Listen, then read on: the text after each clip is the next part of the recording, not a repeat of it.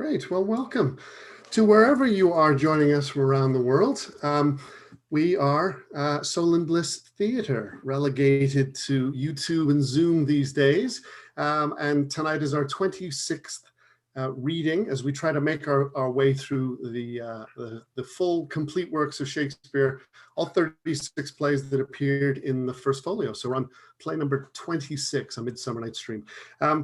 This is a brief synopsis to this play. For those of you that have never seen it, it's young lovers in a forest, a mischievous spirit and spirits, rude mechanicals, and a happy ending. And it's one of Shakespeare's most popular plays. And yeah, you can listen to or see any of the other productions that we have, because you're probably watching this either live and you're on our page down below. So we did Coriolanus and Comedy of Errors, all sorts of different pieces for you to listen to as we work our way through. And now I'd like to introduce our cast of actors that are going to present this to you tonight. Hi, I'm Megan St. Thomas, and I'll be reading for Puck. Hi, my name is Jordan Zabilski, and I'll be reading Hermia and Demetrius. Hi, I'm Alana Urich, and I will be reading Bottom. Hi, I'm Joe Dinical, and I'm reading Lysander and Helena. Hi, I'm Luann Morrow, and I'm reading Hippolyta and Titania. Hi, I'm Paul Gore. I'm reading Theseus and Oberon. I am Maddie Lewis, and I'm reading All the Fairies and Philostrate. And I'm Richard Kenyon, and I'm reading the narrator and all of the other mechanicals that aren't Bottom. So yeah, so here we go. Act 1, Scene 1 of A Midsummer Night's Dream. Now, fair Hippolyta, our nuptial hour draws on apace. 4 happy days bring in another moon. But oh, methinks how slow this old moon wanes. She lingers my desires like to a step-dance or a dowager, long withering out a young man's revenue. 4 days will quickly steep themselves in night. 4 nights will quickly dream away the time. And then the moon, like to a silver bow new bent in heaven, shall behold the night of our solemnities. Go, Philostrate, stir up the Athenian youth to merriment. Awake the pert and nimble spirit of mirth. Turn melancholy forth to funerals. The pale companion is not for our pomp. Hippolyta, I wooed thee with my sword, and won thy love doing thee injuries. But I will wed thee in another key, with pomp, with triumph, and with revelling.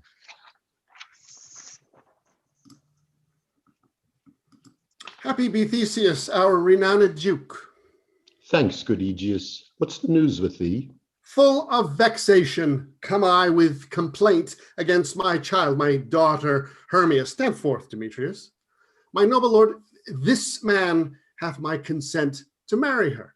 Stand forth, Lysander. And my gracious duke, this man hath bewitched the bosom of my child. Thou, Lysander, thou hast given her rhymes and interchanged love tokens with my child. Thou hast by moonlight at her window sung with feigning voice verses of feigning love, and stolen the impression of her fantasy with bracelets of thy hair, rings, gauds, conceits, knacks, trifles, nosegays, sweetmeats, messengers of strong prevailment in unhardened youth. With cunning hast thou filched my daughter's heart, turned her obedience, which is due to me, to stubborn harshness. Oh, my gracious duke, be it so, she will not hear before your grace consent to marry with Demetrius.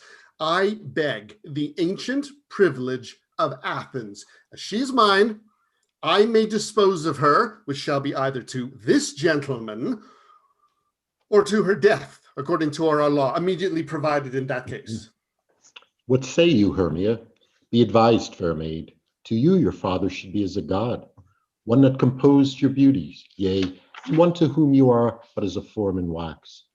By him imprinted, and within his power to leave the figure or disfigure it, Demetrius is a worthy gentleman.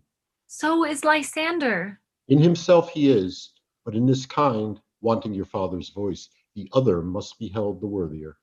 I would my father looked but with my eyes. Rather your eyes, must with his judgment look. I do entreat your grace to pardon me. I know not by what power I am made bold, nor how it may concern my modesty in such a presence here to plead my thoughts. But I beseech your grace that I may know the worst that may befall me in this case if I refuse to wed Demetrius. Either to die the death or to abjure forever the society of men.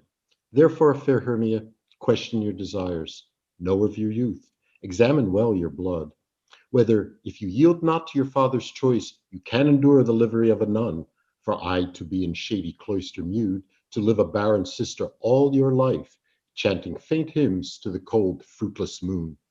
Thrice blessed, they that master so their blood, to undergo such maiden pilgrimage, but earthlier happy is the rose distilled, than that which withering on the virgin thorn, grows, lives, and dies in single blessedness.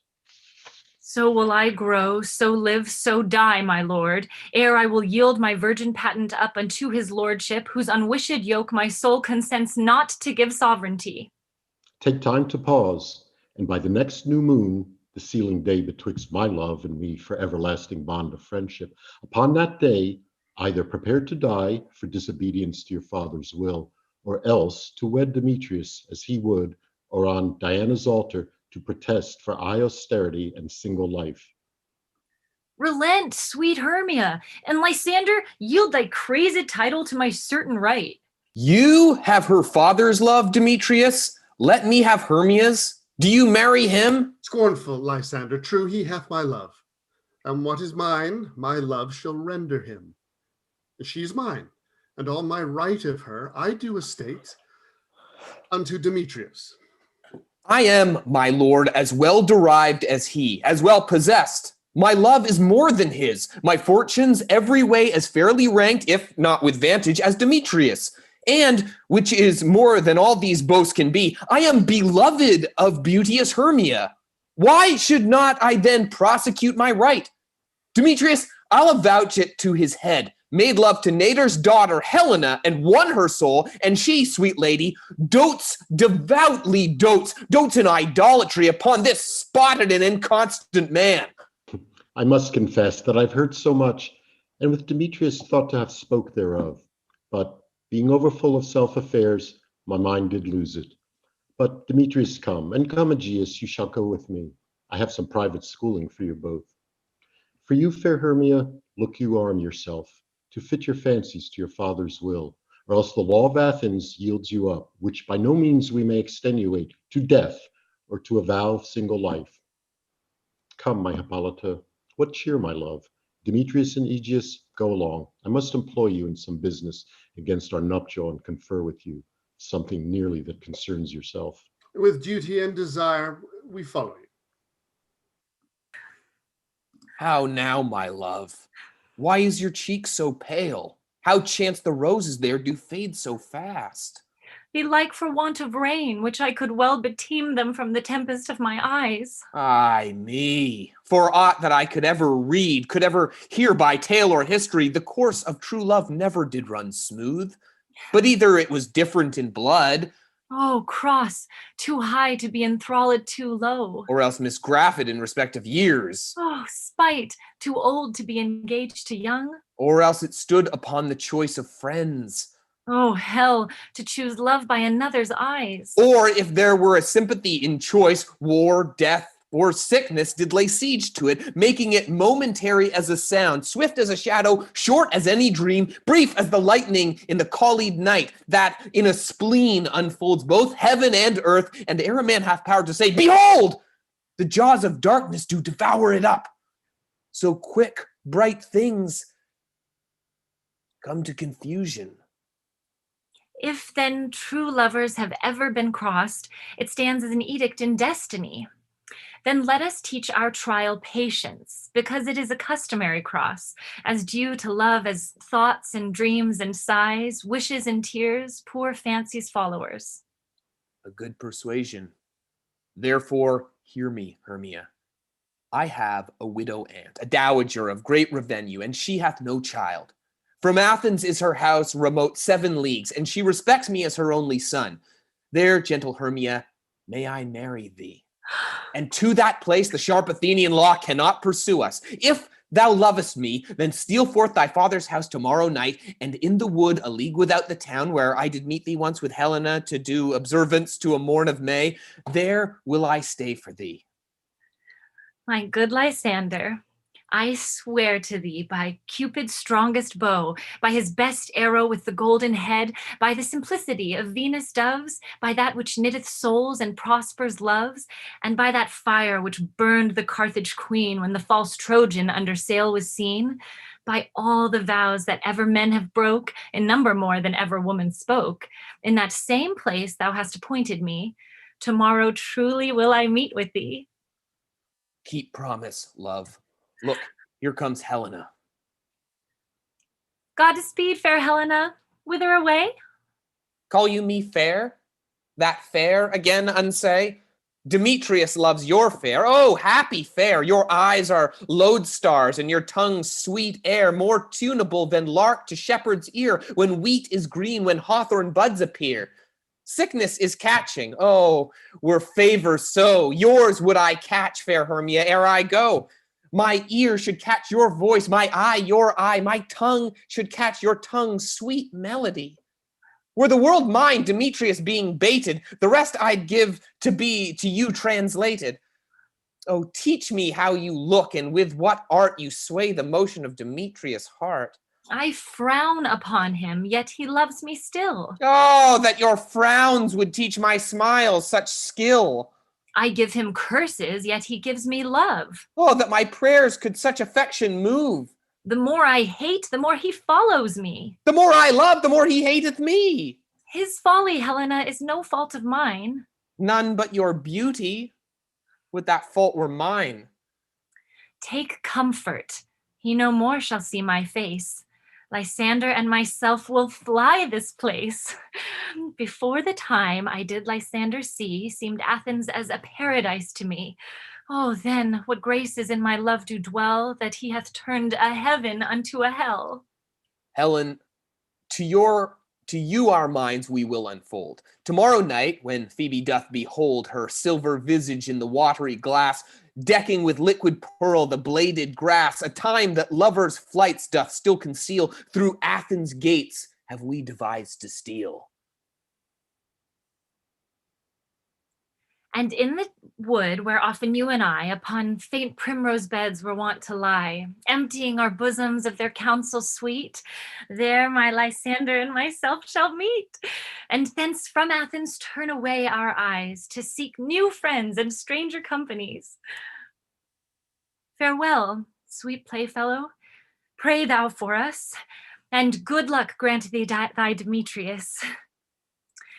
Keep word, Lysander. We must starve our sight from lovers' food till morrow deep midnight.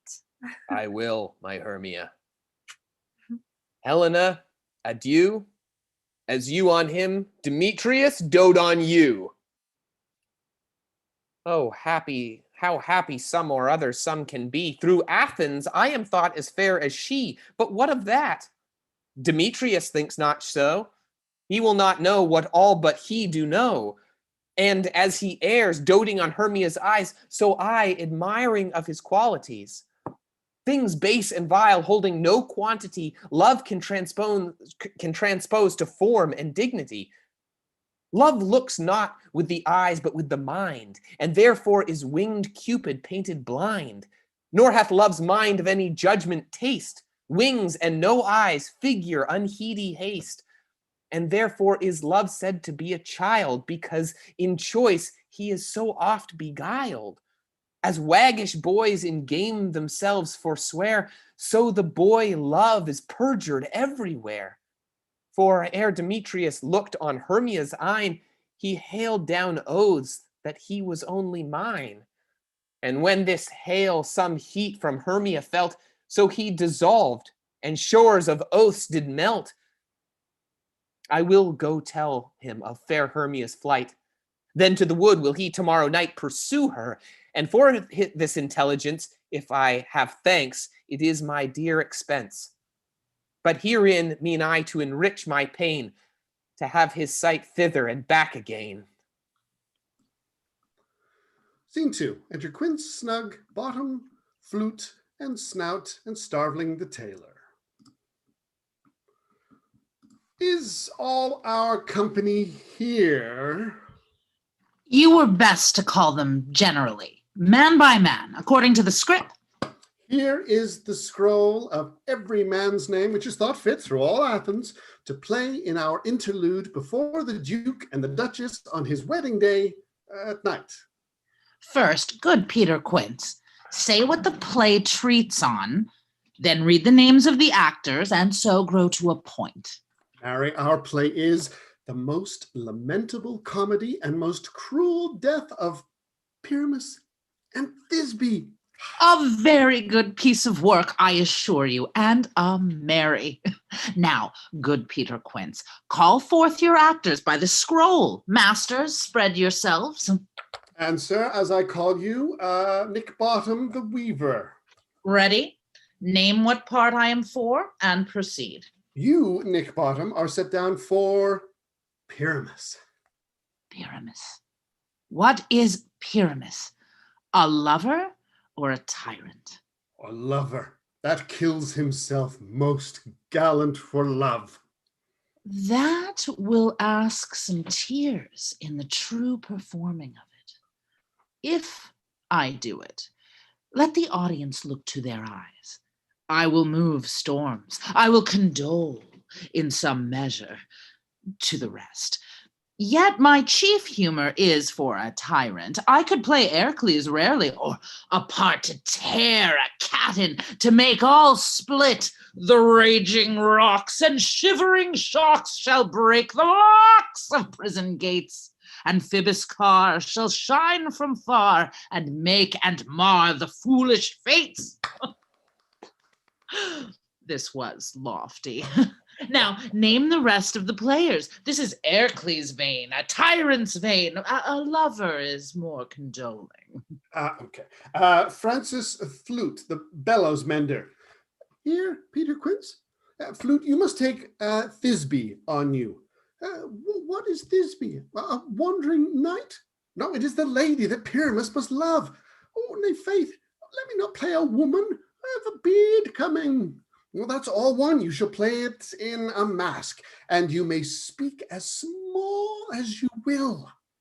And I may hide my face. Oh, let me play Thisbe too. I'll speak in a monstrous little voice. Thisbe, Thisbe. Ah, Pyramus, my lover dear, thy Thisbe dear and lady dear. No, you must play Pyramus, and Flute, you Thisbe. Well, proceed. Robin Starveling, the tailor. Here, Peter Quince. Robin Starveling, you must play Thisbe's mother. Tom Snout, the tinker. Here, Peter Quince. You, Pyramus's father. Myself, Thisbe's father. Snug the joiner. Yes, you, the lion's part. And I hope here is a play fitted. Have you the lion's part written, pray you? If it be, give it me, for I am slow of study. Well, you may do it extempore, man, for it is nothing but roaring. Let me play the lion too. I will roar that I do any man's heart good to hear me. I will roar that I will make the Duke say, let him roar again. Let him roar again. And you should do it too terribly. You would fright the Duchess and the ladies, that they would shriek, and that were enough to hang us all. That would hang us, every mother's son. I grant you, friends, if you should fright the ladies out of their wits, they would have no more discretion but to hang us. But I will aggravate my voice so that I will roar you as gently as any sucking dove. I will roar you, and 'twere any nightingale. You can play no part but Pyramus, for Pyramus is a sweet-faced man, a proper man, as one shall see in a summer's day, a most lovely, gentlemanlike man. Therefore, you must needs play Pyramus. Well, I will undertake it. What beard were I best to play it in? Why, what you will. I'll discharge it in either your straw color beard, or your orange tawny beard, your purple ingrained beard, or your French crown color beard, your perfect yellow. Some of your French crowns have no hair at all, and then you will play barefaced.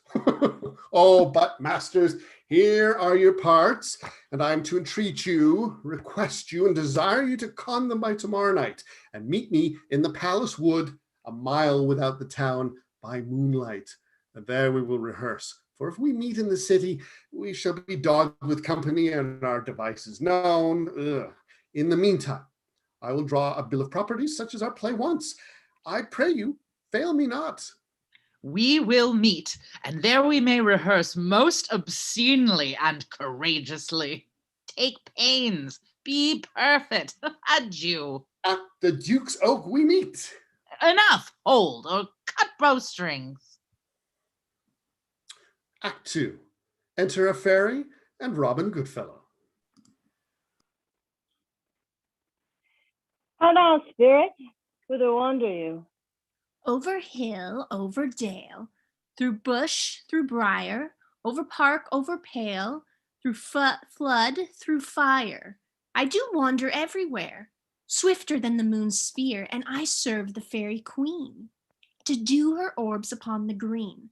The cowslips tall her pensioners be, in their cold coats spots you see.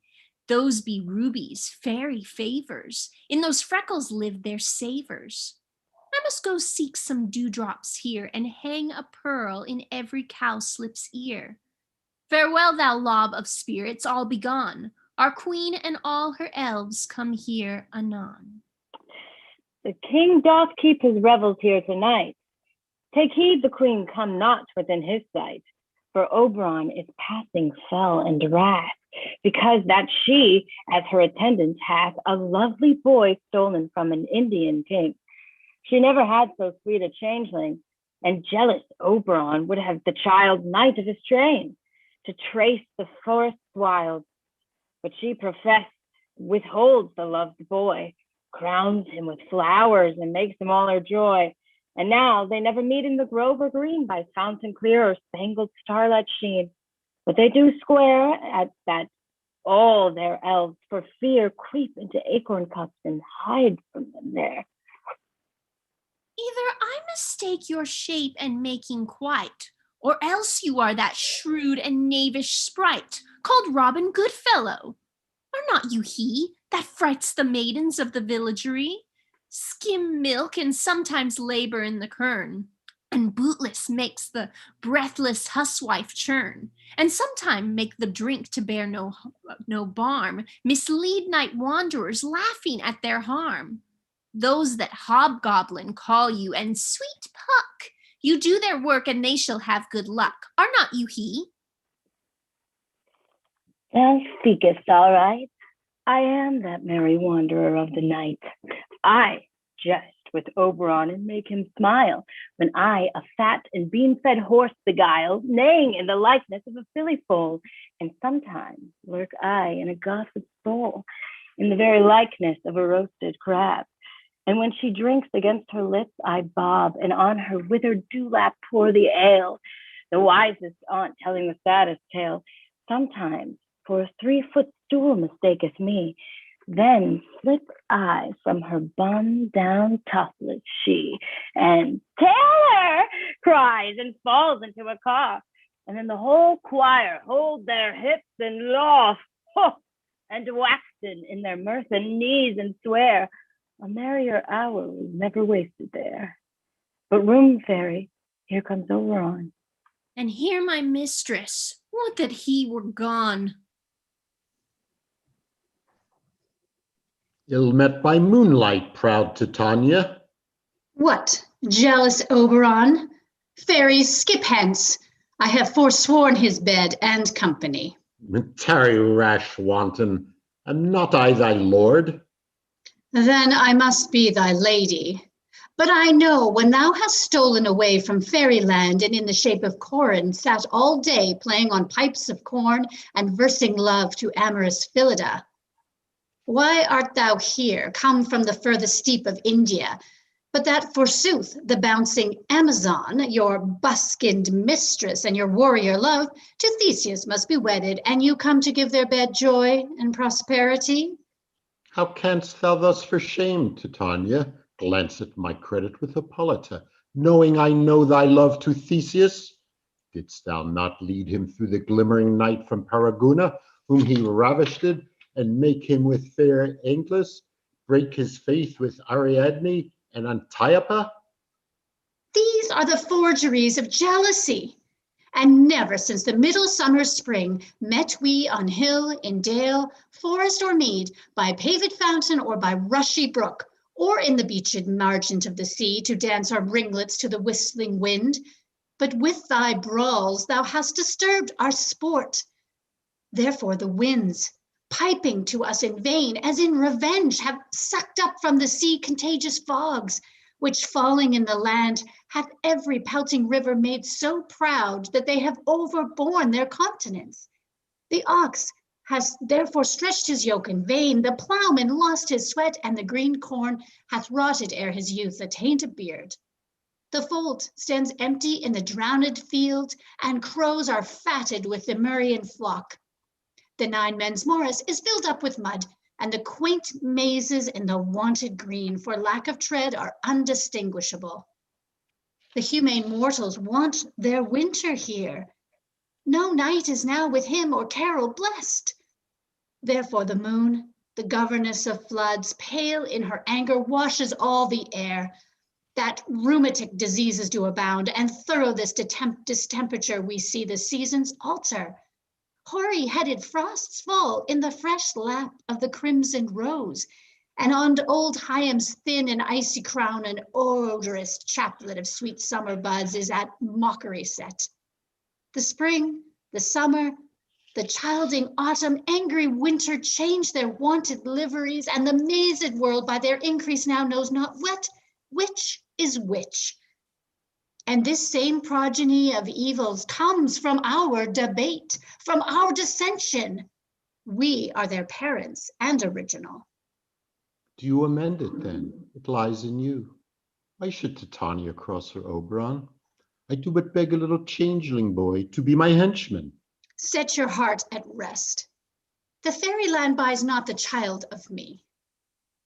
His mother was a votress of my order, and in the spiced Indian air by night full often hath she gossiped by my side and sat with me on Neptune's yellow sands, marking the embarked traders on the flood, when we laugh to see the sails conceive and grow big-bellied with the wanton wind, which she with pretty and with swimming gait, following her womb then rich with my young squire, would imitate and sail upon the land to fetch me trifles and return again, as from a voyage rich with merchandise. But she, being mortal, of that boy did die, and for her sake do I rear up her boy, and for her sake I will not part with him. How long within this wood intend you stay? Perchance till after Theseus's wedding day, if you will patiently dance in our round and see our moonlight revels, go with us. If not, shun me, and I will spare your haunts. Give me that boy, and I will go with thee. Not for thy fairy kingdom. Fairies, away. We shall chide downright if I longer stay. Well, go thy way. Thou shalt not from this grove till I torment thee for this injury. My gentle Puck, come hither. Thou rememberest once I sat upon a promontory and heard a mermaid on a dolphin's back uttering such dulcet and harmonious breath that the rude sea grew civil at her song, and certain stars shut madly from their spheres to hear the sea maid's music? I remember. That very time I saw, but thou couldst not, flying between the cold moon and the earth, Cupid all armed. A certain aim he took at a fair vestal, throned by the west, and loosed his love shaft smartly from his bow, as it should pierce 100,000 hearts. But I might see young Cupid's fiery shaft quenched in the chaste beams of the watery moon, and the imperial votress pass it on in maiden meditation fancy free. Yet marked I where the bolt of Cupid fell. It fell upon a little western flower, before milk white, now purple with love's wound, and maidens call it love and idleness. Fetch me that flower, the herb I showed thee once. The juice of it on sleeping eyelids laid will make man or woman madly dote upon the next live creature that it sees. Fetch me this herb, and be thou here again ere the Leviathan can swim a league. I'll put a girdle round the earth in 40 minutes. Having once this juice, I'll watch Titania when she is asleep, and drop the liquor of it in her eyes. The next thing then she waking looks upon, be it on lion, bear, or wolf, or bull, on meddling monkey, or on busy ape, she shall pursue it with the soul of love. And ere I take this charm from off her sight, as I can take it with another herb, I'll make her render up her page to me. But who comes here? I'm invisible, and I will overhear their conference. I love thee not, therefore pursue me not. Where is Lysander and fair Hermia? The one I'll stay, the other stayeth me. Thou toldst me they were stolen unto this wood, and here am I, and wood within this wood, because I cannot meet my Hermia. Hence get thee gone, and follow me no more. You draw me, you hard-hearted adamant, but yet you draw not iron, for my heart is true as steel. Leave you your power to draw, and I shall have no power to follow you. Do I entice you? Do I speak you fair? Or rather, do I not, in plainest truth, tell you I do not, nor I cannot love you? And even for that I do love you the more. I am your spaniel, Demetrius. The more you beat me, I will fawn on you. Use me but as your spaniel. Spurn me, strike me, neglect me, lose me. Only give me leave, unworthy as I am, to follow you. What worser place can I beg in your love, and yet a place of high respect with me, than to be used as you use your dog?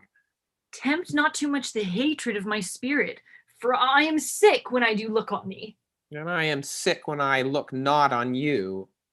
You do impeach your modesty too much, to leave this city and commit yourself into the hands of one that loves you not, to trust the opportunity of night and the ill counsel of a desert place with the rich worth of your virginity. Your virtue is my privilege. For that it is not night when I do see your face. Therefore I think I am not in the night. Nor doth this wood lack worlds of company, for you, in my respect, are all the world. Then how can it be said I am alone when all the world is here to look on me?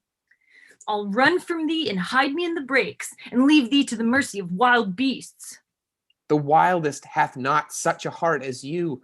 Run when you will.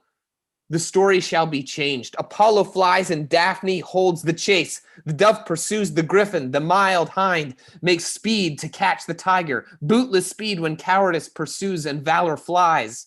I will not stay thy questions. Let me go. Or if thou follow me, do not believe, but I shall do thee mischief in the wood. Aye, in the temple, in the town, the field, you do me mischief. Fie, Demetrius, your wrongs do set a scandal on my sex. We cannot fight for love as men may do. We should be wooed, and were not made to woo. I'll follow thee and make a heaven of hell, to die upon the hand I do love so well. Fare thee well, nymph. Ere he do leave this grove, thou shalt fly him, and he shall seek thy love. Hast thou the flower there? Welcome, wanderer. Aye, there it is. I pray thee, give it to me. I know a bank where the wild thyme blows, where oxlips and the nodding violet grows, quite over-canopied with luscious woodbine, with sweet musk rose and wild eglantine. There sleeps Titania some time of the night, lulled in these flowers with dances and delight. And there the snake throws her enameled skin, weed wide enough to wrap a fairy in. And with the juice of this I'll streak her eyes and make her full of hateful fantasies. Take thou some of it and seek through this grove. A sweet Athenian lady is in love with a disdainful youth. Anoint his eyes, but do it when the next thing he espies may be the lady. Thou shalt know the man by the Athenian garments he hath on. Affect it with some care, that he may prove more fond on her than she upon her love. And look thou meet me ere the first cock crow. Fear not, my lord, your servant shall do so. Scene 2. Come now, roundel in a fairy song. Then for the third part of a minute, hence. Some to kill cankers in the musk rose buds, some war with Remerus for their leathern wings to make my small elves' coats. And some keep back the clamorous owl that nightly hoots and wonders at our quaint spirits. Sing me now asleep, then to your offices, and let me rest. You spotted snakes with double tongue, thorny hedgehogs be not seen, newts and blind worms do no wrong, come not near our fairy queen. Philomel with melody, singing our sweet lullaby, la la la la lullaby, la la la la lullaby. Never harm nor spell nor charm, come our lovely lady nigh, so good night with lullaby. Weaving spiders come not here, hence you long-legged spinners hence. Beetles black approach not near, worm nor snail do no offense. Philomel with melody, singing our sweet lullaby, la la la la lullaby, la la la la lullaby. Never harm nor spell nor charm, come our lovely lady nigh, so good night with lullaby. Hence, away! Now all is well. One aloof stands sentinel. Enter Oberon, who anoints Titania's eyelids with the nectar.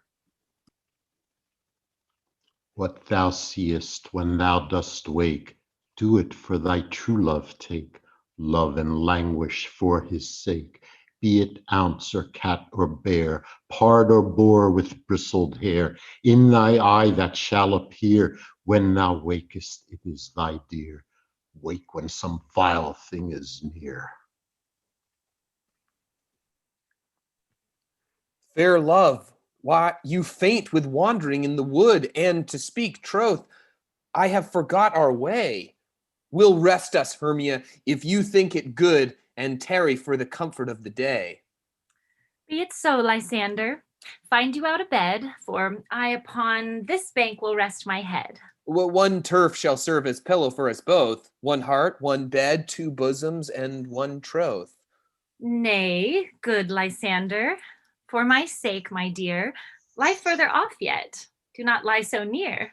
Oh, take the sense, sweet, of my innocence. Love takes the meaning in love's conference. I mean that my heart unto yours is knit, so that but one heart we can make of it. Two bosoms interchained with an oath, so then two bosoms and a single troth. Then by your side no bedroom me deny, for lying so, Hermia, I do not lie. Lysander riddles very prettily. Now much bestrew my manners and my pride, if Hermia meant to say Lysander lied. But, gentle friend, for love and courtesy, lie further off in human modesty. Such separation, as may well be said, becomes a virtuous bachelor and a maid. So far be distant, and good night, sweet friend. Thy love ne'er alter till thy sweet life end. Amen, amen. To that fair prayer say I, and then end life when I end loyalty. Here is my bed. Sleep, give thee all his rest. With half that wish, the wisher's eyes be pressed. Through the forest have I gone, but Athenian found I none, on whose eyes I might approve this flower's force in stirring love. Night and silence, who is here? Weeds of Athens he doth wear. This is he, my master said, despised the Athenian maid. And hear the maid sleeping sound on the dank and dirty ground. Pretty soul, she doth not lie, ne'er this lack love, this kill courtesy. churl upon thy eyes, I throw all the power this charm doth own. She anoints Lysander's eyelids with the nectar. When thou wakest, let love forbid sleep his seat on thy eyelid. So awake when I am gone, for I must now to Oberon. Stay though thou kill me, sweet Demetrius. I charge thee hence, and do not haunt me thus. Oh, wilt thou, darkling, leave me? Do not so. Stay, on thy peril. I alone will go. Oh, I am out of breath in this fond chase.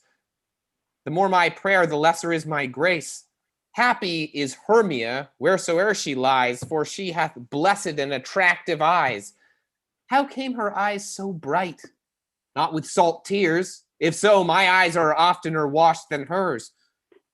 No, I am ugly as a bear. For beasts that meet me run away for fear. Therefore no marvel though Demetrius do as a monster fly my presence thus. What wicked and dissembling glass of mine made me compare with Hermia's sphery eyne? But who is here? Lysander on the ground, dead or asleep? I see no blood, no wound. Lysander, if you live, good sir, awake. And run through fire I will for thy sake. Transparent Helena, nature shows art that through thy bosom makes me see thy heart. Where is Demetrius? Oh, how fit a word is that vile name to perish on my sword. Do not say so, Lysander, say not so. What though he love your Hermia? Lord, what though? Yet Hermia still loves you, then be content. Content with Hermia? No, I do repent the tedious minutes I have with her spent. Not Hermia, but Helena I love. Who will not change a raven for a dove? The will of man is by his reason swayed, and reason says you are the worthier maid. Things growing are not ripe until their season, so I, being young, till now ripe not to reason, and touching now the point of human skill, reason becomes the marshal of my will, and leads me to your eyes, where I o'erlook love's stories written in love's richest book. Wherefore was I to this keen mockery born? When at your hands did I deserve this scorn? Is not enough, young man, that I did never, no, nor never can deserve a sweet look from Demetrius' eye? But you must flout my insufficiency? Good troth, you do me wrong. Good sooth, you do in such disdainful manner me to woo. But fare you well. Perforce I must confess, I thought you lord of a more true gentleness. Oh, that a lady of one man refused should of another therefore be abused. She sees not Hermia. Hermia, sleep thou there, and never mayest thou come Lysander near. For as a surfeit of the sweetest things, the deepest loathing to the stomach brings, or as the heresies that men do leave are hated most of those they did deceive, so thou, my surfeit and my heresy, of all be hated, but the most of me. And all my powers address your love and might to honor Helen and to be her knight. Help me, Lysander. Help me. Do thy best to pluck this crawling serpent from my breast. Ay me, for pity, what a dream was here. Lysander, look how I do quake with fear. The thought a serpent ate my heart away, and you sat smiling at his cruel prey. Lysander? What, removed? Lysander? Lord? What, out of hearing? Gone? No sound, no word? Alack, where are you? Speak, and if you hear, speak of all loves. I swoon almost with fear. No? Then I well perceive you are not nigh. Either death or you I'll find immediately. Act 3. Scene 1, with Titania still asleep on stage, enter the clowns. Are we all met? Pat Pat, and here's a marvelous, convenient place for our rehearsal. This green plot shall be our stage, this hawthorn brake our tiring house, and we will do it in action as we will do it before the Duke. Peter Quince. What sayest thou, Bully Bottom? There are things in this comedy of Pyramus and Thisbe that will never please. First, Pyramus must draw a sword to kill himself, which the ladies cannot abide. How answer you that? Earl Larkin, a parlous fear. I believe we must leave the killing out when all is done. Not a whit. I have a device to make all well. Write me a prologue, and let the prologue seem to say we will do no harm with our swords, and that Pyramus is not killed indeed. And for the more better assurance, tell them that I, Pyramus, am not Pyramus, but Bottom the Weaver. This will put them out of fear.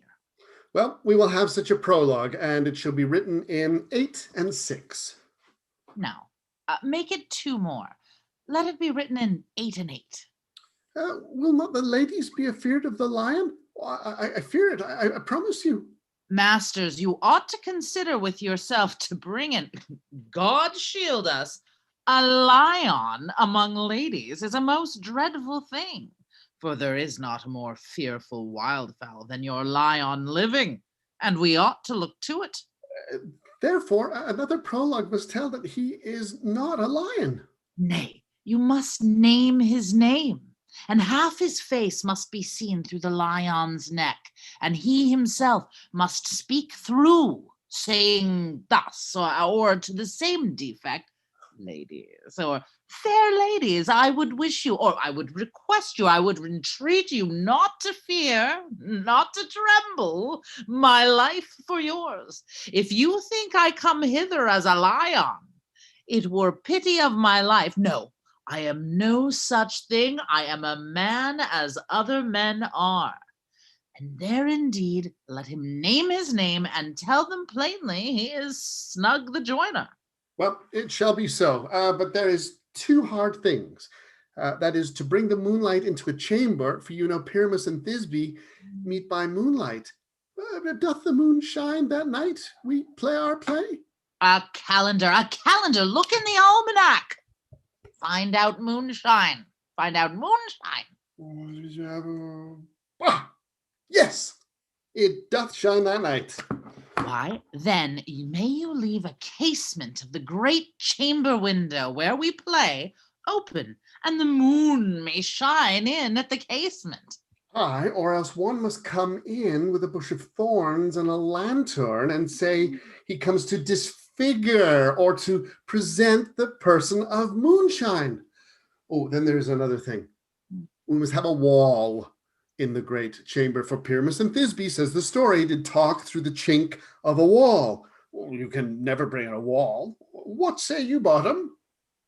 Some man or other must present wall, and let him have some plaster or some loam or some rough cast about him to signify wall, or let him hold his fingers thus, and appear through that cranny shall Pyramus and Thisbe whisper. If that may be, then all is well. Come, sit down, every mother's son, and rehearse your parts. Pyramus, you begin. When you've spoken your speech, enter into that break, and so everyone according to his cue. What hempen homespuns have we swaggering here? So near the cradle of the fairy queen? What, a play toward? I'll be an auditor. An actor, too, perhaps, if I see cause. Speak, Pyramus. Thisbe, stand forth. Thisbe, the flowers of odious savors sweet. Odors. Odors Savors sweet. So hath thy breath, my dearest Thisbe dear. But hark! A voice. Stay thou but here a while, and by I will to thee appear. A stranger Pyramus than e'er played here. Must I speak now? Aye, marry, must you, for you must understand he goes but to see a noise that he has heard, and is to come again. Most radiant Pyramus, most lily-white of hue, of colour like the red rose in a triumphant briar, most brisky juvenile, and eke most lovely Jew, as true as horse, that yet would never tire, I'll meet thee, Pyramus, at Ninus' tomb. Man, why, you must not speak that yet. That you answered to Pyramus. You speak all your part at once. Accuse it all. Pyramus, enter, your cues past. It's never tire. Oh, as true as horse, that yet would never tire. If I were fair, fair Thisbe, I were only thine. Oh, monstrous, oh, strange, we're haunted prey. Masters, fly, masters, help! I'll follow you. I'll lead you about around, through the bog, through the bush, through brake, through briar. Sometime a horse I'll be, sometime a hound, a hog, a headless bear, sometimes a fire, and neigh and bark and grunt and roar and burn like horse, hound, hog, bear, fire at every turn.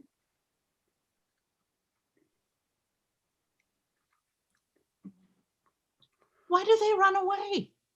This is the knavery of them to make me afeard. Oh, Bottom, thou art changed. What do I see on thee? What do you see? You see an ass head of your own, do you? Bless thee, Bottom, bless thee. Thou art translated. I see their knavery. This is to make an ass of me, to fright me, if they could. But I will not stir from this place, do what they can. I will walk up and down here, and I will sing that they shall hear me. I am not afraid. The ouzel cark, so black of hue, with orange at honey bill, the throstle with his nose so true, the wren with little quill.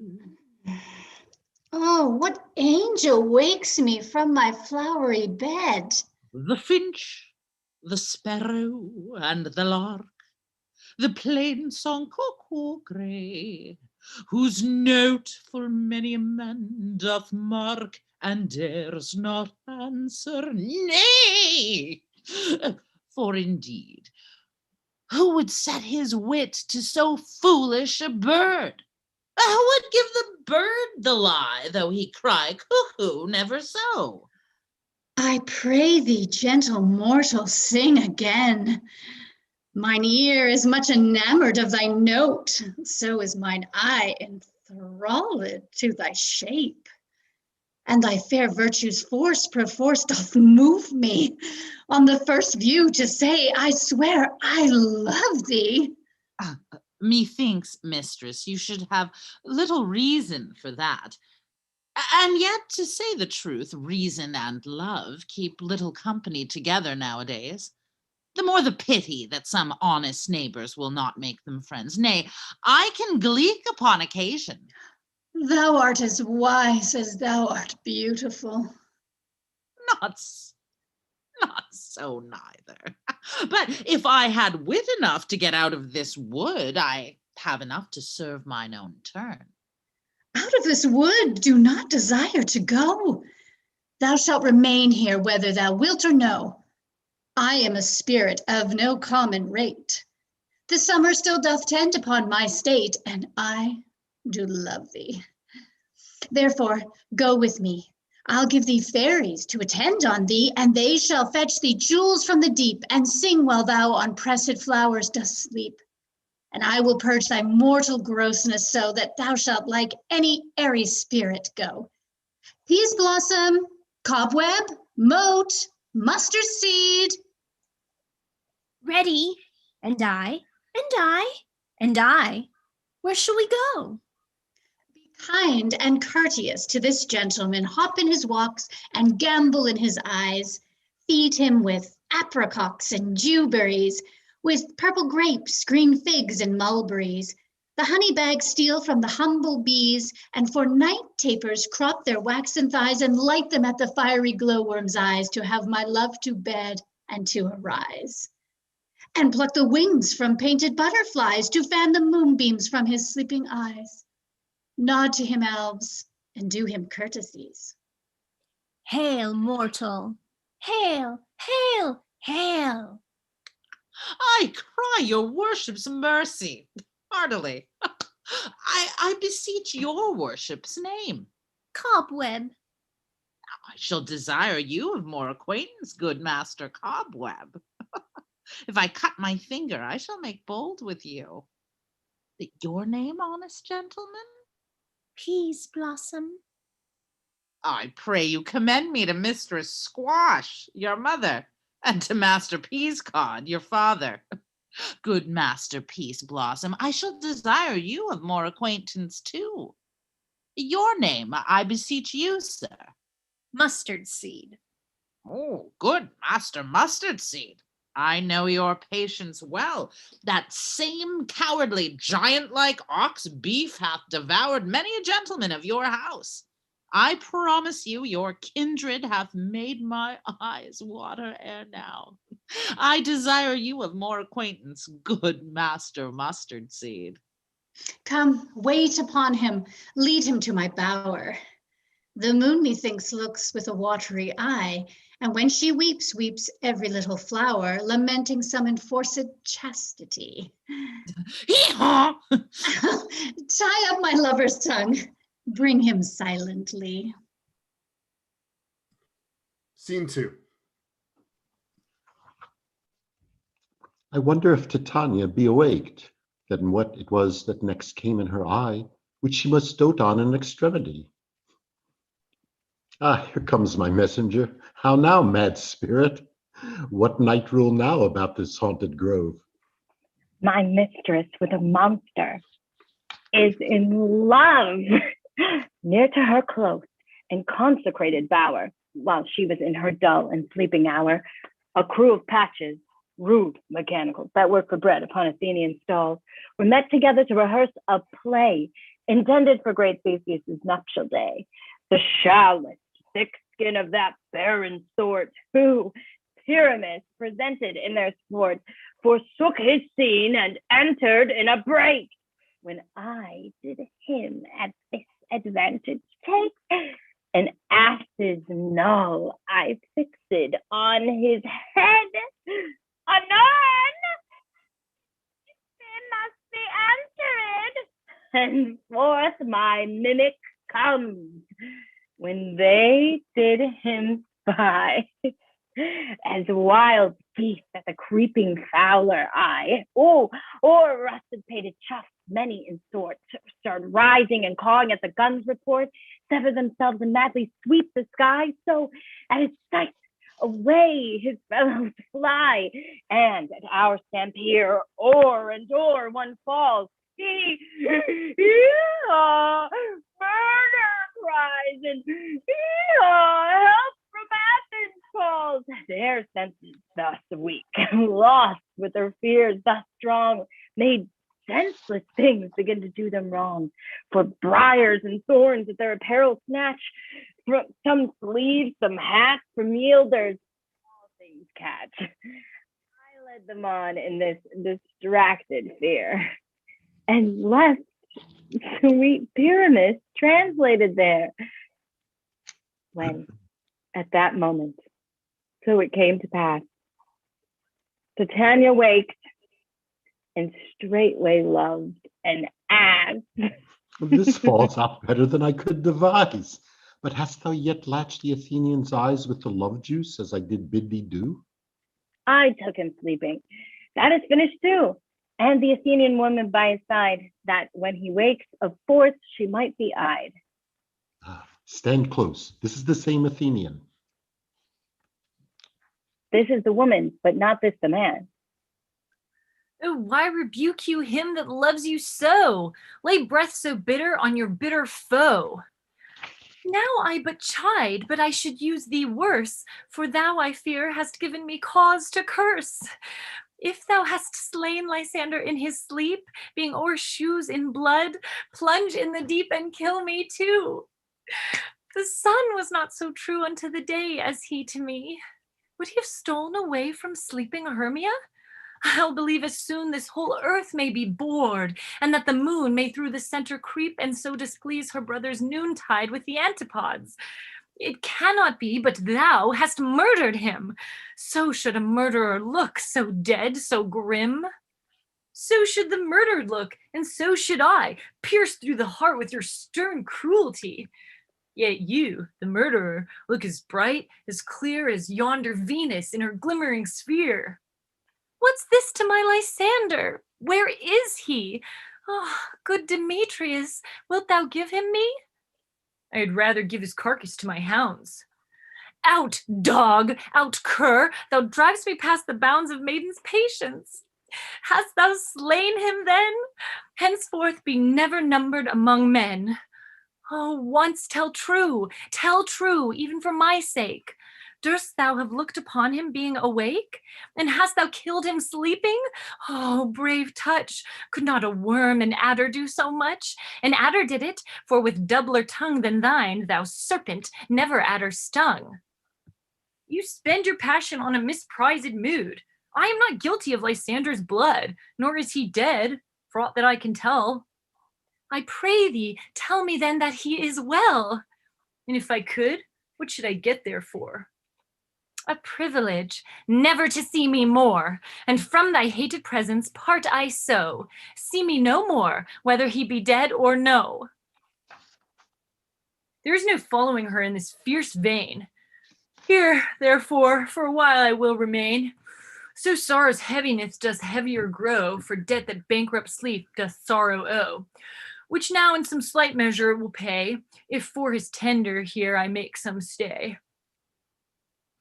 What hast thou done? That hast mistaken quite and laid the love juice on some true love's sight. Of thy misprision must perforce ensue some true love turned and not a false turn true.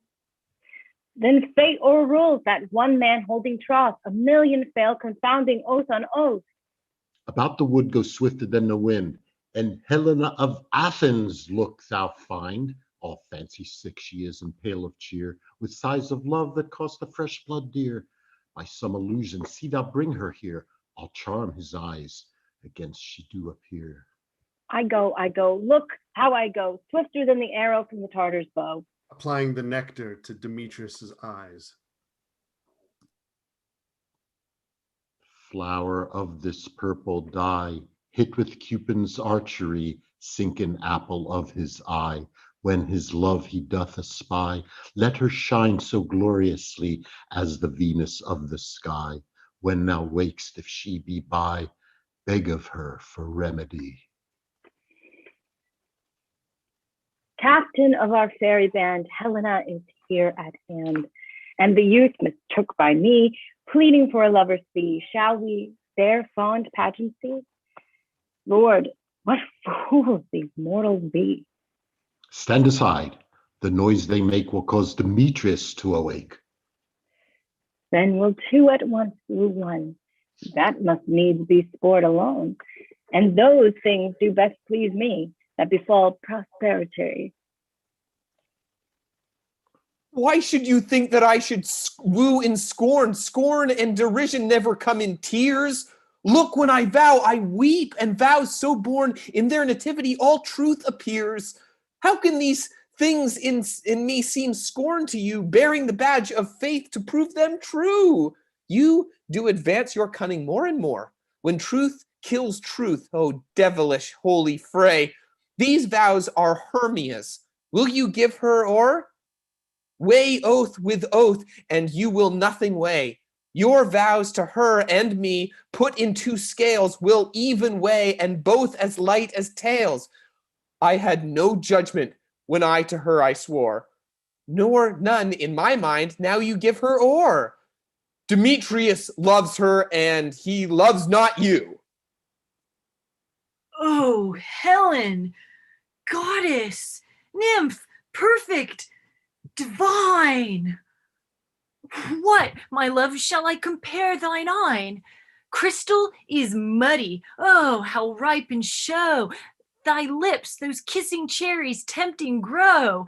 That pure congealed white, high Taurus snow, fanned with the eastern wind, turns to a crow when thou holdst up thy hand. Oh, let me kiss this princess of pure white, this seal of bliss. Oh, spite! Oh, hell! I see you all are bent to set against me for your merriment. If you were civil and knew courtesy, you would not do me thus much injury. Can you not hate me, as I know you do, but you must join in souls to mock me too? If you were men as men you are in show, you would not use a gentle lady so, to vow and swear and super praise my parts, when I am sure you hate me with your hearts. You both are rivals and love Hermia, and now both rivals to mock Helena? A trim exploit, a manly enterprise to conjure tears up in a poor maid's eyes with your derision. None of noble sort would so offend a virgin and extort a poor soul's patience, all to make you sport. You are unkind, Demetrius. Be not so, for you love Hermia. This you know I know. And here with all goodwill, with all my heart, in Hermia's love I yield you up my part. And yours of Helena to me bequeath, whom I do love and will do till my death. Never did mockers waste more idle breath. Lysander, keep thy Hermia. I will none. If e'er I loved her, all that love is gone. My heart to her but as guest-wise sojourned, and now to Helen is it home returned, there to remain. Helen, it is not so. Disparage not the faith thou dost not know, lest to thy peril thou abide it, dear. Look where thy love comes, yonder is thy dear. Dark night, from the eye his function takes, the ear more quick of apprehension makes, wherein it doth impair the seeing sense, it pays the hearing double recompense. Thou art not by mine eye, Lysander, found, mine ear, I thank it, brought me to thy sound. But why unkindly didst thou leave me so? Why should he stay whom love doth press to go? What love could press Lysander from my side? Lysander's love that would not let him bide, fair Helena, who more engilds the night than all yon fiery O's and eyes of light. Why seekest thou me? Could not this make thee know the hate I bear thee made me leave thee so?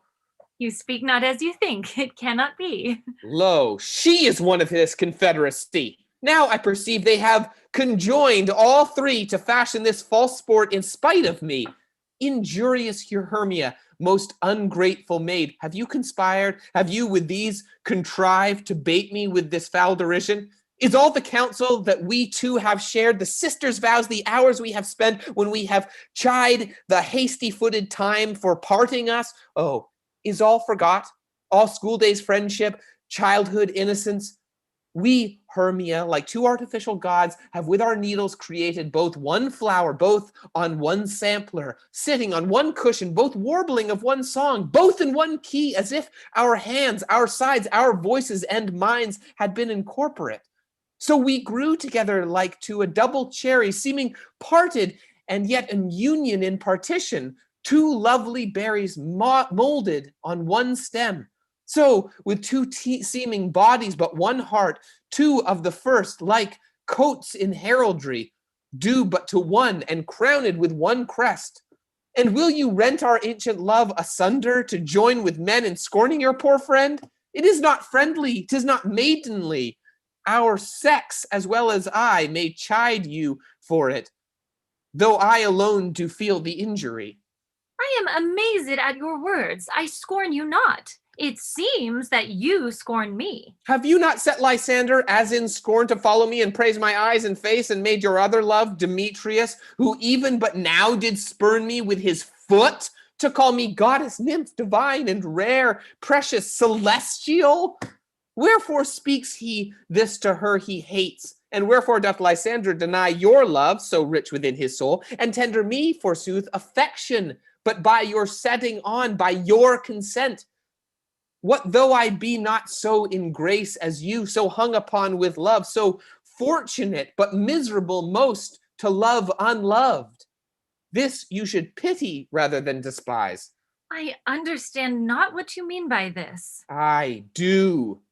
persever, counterfeit, sad looks, make mouths upon me when I turn my back, wink at each other, hold the sweet jest up. This sport, well carried, shall be chronicled. If you have any pity, grace, or manners, you would not make me such an argument. But fare you well, 'tis partly my own fault, which death or absence shall soon remedy. Stay, gentle Helena, hear my excuse, my love, my life, my soul, fair Helena. Oh, excellent. Sweet, do not scorn her so. If she cannot entreat, I can compel. Thou canst compel no more than she entreat. Thy threats have no more strength than her weak prayers. Helen, I love thee, by my life I do. I swear by that which I will lose for thee, to prove him false that says I love thee not. I say I love thee more than he can do. If thou say so, withdraw and prove it too. Quick, come. Lysander, where to tends all this? Away, you Ethiop. No, no, he'll seem to break loose. Take on as you would follow, but yet not come. You are a tame man. Go. Hang off, thou cat, thou vile thing. Let loose, or I will make thee from me, or I will shake thee from me like a serpent. Why are you grown so rude? What change is this, sweet love? Thy love? Out, tawny Tartar, out! Out, loathed medicine! Out, hated potion, hence! Do you not jest? Yes, sooth, and so do you. Demetrius, I will keep my word with thee. I would I had your bond, for I perceive a weak bond holds you. I'll not trust your word. What? Should I hurt her, strike her, kill her dead? Although I hate her, I'll not harm her so. What? Can you do me greater harm than hate? Hate me? Wherefore? Oh me, what news, my love? Am I not Hermia? Are not you Lysander? I am as fair now as I was erewhile. Since night you loved me, yet since night you left me. Why then, you left me. Oh, the gods forbid. In earnest, shall I say? Aye, by my life, and never did desire to see thee more. Therefore, be out of hope, of question, of doubt. Be certain, nothing truer, 'tis no jest, that I do hate thee and love Helena. Oh, me. You juggler, you canker blossom, you thief of love. What? Have you come by night and stolen my love's heart from him? Fine, i'faith. Have you no modesty, no maiden shame, no touch of bashfulness? What will you tear impatient answers from my gentle tongue? Fie, fie, you counterfeit, you puppet, you. Puppet? Why, so, aye, that way goes the game. Now I perceive that she hath made compare between our statures. She hath urged her height, and with her personage, her tall personage, her height forsooth, she hath prevailed with him. And are you grown so high in his esteem because I am so dwarfish and so low? How low am I, thou painted maypole? Speak! How low am I? I am not yet so low, but that my nails can reach into thine eyes. I pray you, though you mock me, gentlemen, let her not hurt me. I was never cursed. I have no gift at all in shrewishness. I am a right maid for my cowardice. Let her not strike me. You perhaps may think, because she is something lower than myself, that I can match her. Lower? Hark again. Good Hermia, do not be so bitter with me. I evermore did love you, Hermia. Did ever keep your counsels, never wronged you. Save that in love unto Demetrius, I told him of your stealth into this wood. He followed you. For love, I followed him. But he hath chid me hence and threatened me to strike me, spurn me, nay, to kill me too. And now, so you will let me quiet go to Athens, I will bear my folly back and follow you no further. Let me go. You see how simple and how fond I am. But get you gone. Who is that hinders you? A foolish heart that I leave here behind. What, with Lysander? With Demetrius. Be not afraid. She shall not harm thee, Helena.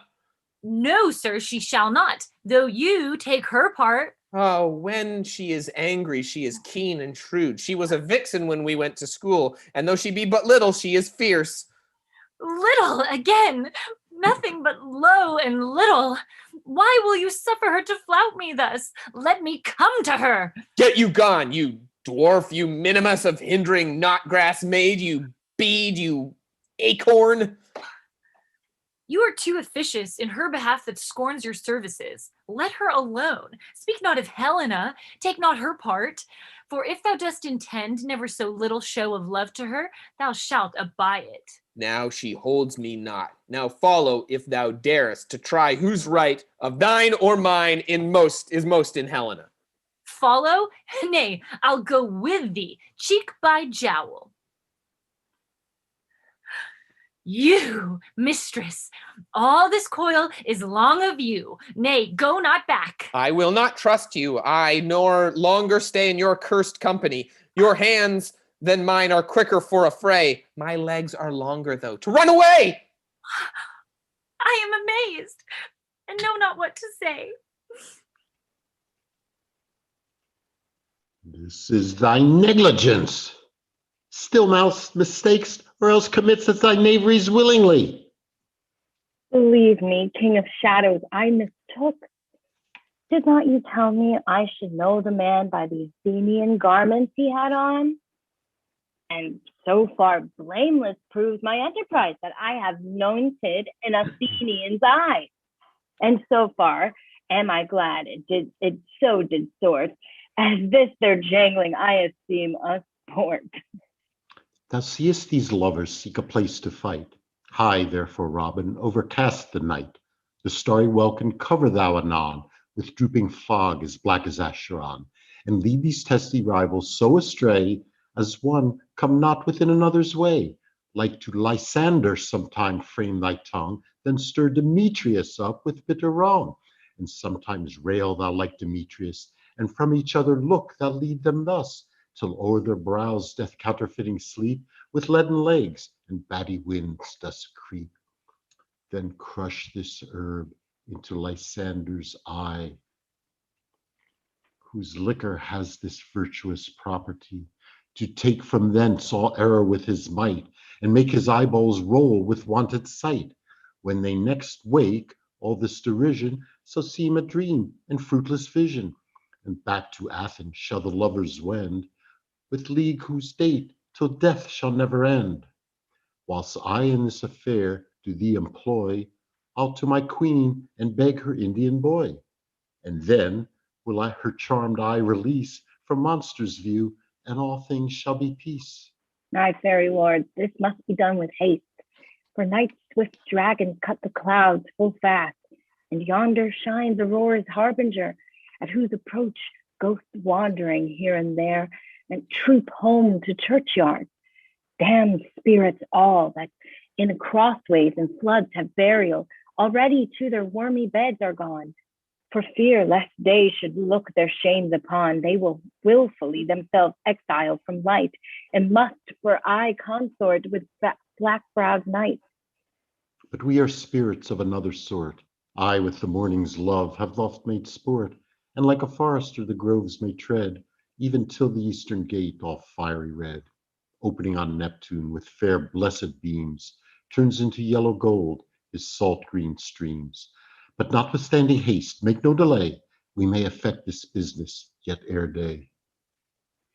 Up and down, I will lead them up and down. I am feared in field and town. God will lead them up and down. Here comes one. Where art thou, proud Demetrius? Speak thou now.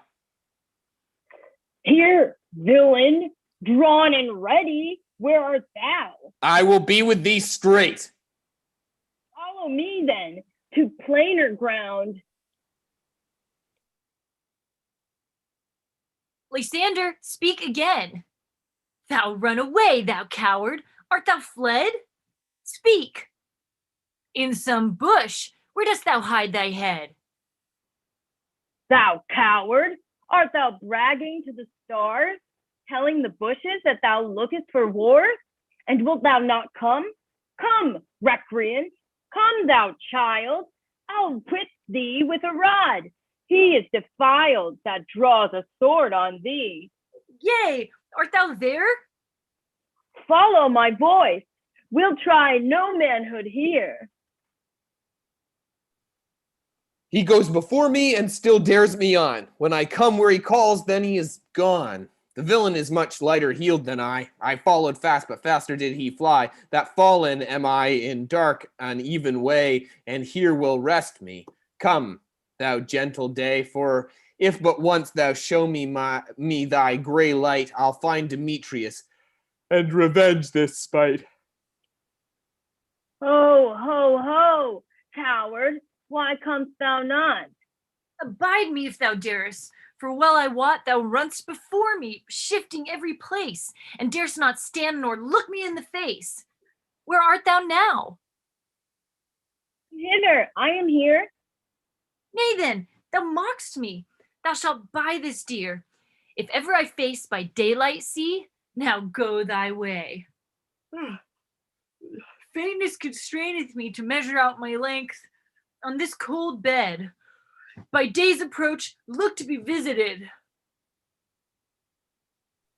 O weary night, O long and tedious night, abate thy hours, shine comforts from the east, that I may back to Athens by daylight from these that my poor company detest. And sleep, and sometimes shuts up sorrow's eye, steal me a while from mine own company. Yet but three. Come one more. Two of both kinds makes up four. Here she comes, cursed and sad. Cupid is a knavish lad, thus to make a poor female mad. Never so weary, never so in woe, bedabbled with the dew and torn with briars. I can no further crawl, no further go. My legs can keep no pace with my desires. Here will I rest me till the break of day. Heaven's shield Lysander if they mean a fray. On the ground, sleep sound. I'll apply to your eye gentle lover's remedy. When thou wakest, thou take true delight in the sight of thy former lady's eye, and the country proverb known that every man should take his own, in your waking shall be shown. Jack shall love Jill, naught shall go ill. The man shall have his mare again, and all shall be well. Act 4, Scene 1. The four lovers still asleep on stage enter Titania, Bottom, Fairies, and Oberon, invisible. Come, sit down upon this flowery bed, while I thy amiable cheeks do coy, and stick muck roses in thy sleek, smooth head, and kiss thy fair large ears, my gentle joy. Where's Peace Blossom? Ready? Scratch my head, Peace Blossom. Where's Monsieur Cobweb? Ready. Monsieur Cobweb, good monsieur. Get your weapons in hand and kill me a red-hipped humble bee on the top of a thistle. And good monsieur, bring me the honey bag. Do not fret yourself too much in the action, monsieur, and good monsieur, have a care the honey bag break not. I would be loath to have you overflown with a honey bag, signor. Where's Monsieur Mustard Seed? Ready. Give me your nief, Monsieur Mustard Seed. Pray you leave your courtesy, good monsieur. What's your will? Nothing, good monsieur, but to help cavalry Cobweb to scratch. I must to the barber's, monsieur, for my thinks I am marvels hairy about my face, and I am such a tender ass. If my hair do but tickle me, I must scratch. What, will thou hear some music, my sweet love? I have a reasonable good ear in music. Let's have the tongs and the bones. Or say, sweet love, what thou desirest to eat. Truly, a peck of provender. I could munch your good dry oats. Methinks I have a great desire to a bottle of hay. A good hay, sweet hay hath no fellow. I have a venturous fairy that shall seek the squirrel's hoard and fetch thee new nuts. I'd rather have a handful or two of dried peas. Oh, pray you, let none of your people stir me. I have an exposition of sleep come upon me. Oh, sleep thou, and I will wind thee in my arms. Fairies, be gone, and be always away. So doth the woodbine the sweet honeysuckle gently entwist. The female ivy so enrings the barky fingers of the elm. Oh, how I love thee, how I dote on thee. Welcome, good Robin. Seest thou this sweet sight? Her dotage now I do begin to pity. For meeting her of late behind the wood, seeking sweet favors for this hateful fool, I did upbraid her and fall out with her. For she his hairy temples then had rounded with coronet of fresh and fragrant flowers, and that same dew, which sometime on the buds was wont to swell like round and orient pearls, stood now within the pretty floret's eyes, like tears that did their own disgrace bewail. When I had at my pleasure taunted her, and she in mild terms begged my patience, I then did ask of her her changeling child, which straight she gave me, and her fairy sent to bear him to my bower in fairyland. And now I have the boy, I will undo this hateful imperfection of her eyes. And gentle Puck, take this transformant scalp from off the head of this Athenian swain, that he, awaking when the others do, may all go to Athens back again repair, and think no more of this night's accident, but as the fierce vexation of a dream. But first I will release the fairy queen. He applies the nectar to her eyes. Be thou as thou want to be, see as thou wast wont to see.